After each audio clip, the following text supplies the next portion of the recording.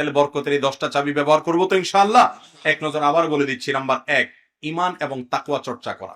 প্রত্যেকটা কাজে আল্লাহর আদেশ আছে না নিষেধ আছে এটা দেখে সেটা অনুযায়ী আমল করার চেষ্টা করা, তাকওয়া থাকা ঈমানের পাশাপাশি।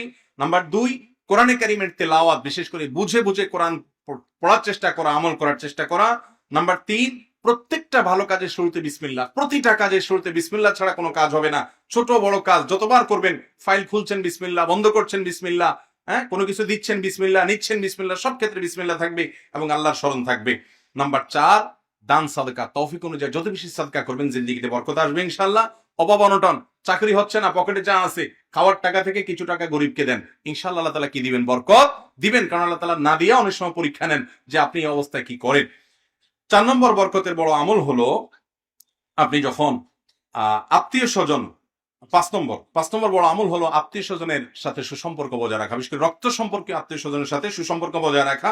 6 নম্বর বরকত নাজিল হওয়ার আমল হলো ভোরবেলায় কাজে বের হওয়া, সকালবেলার টাইমটা ঘুমিয়ে না থাকা।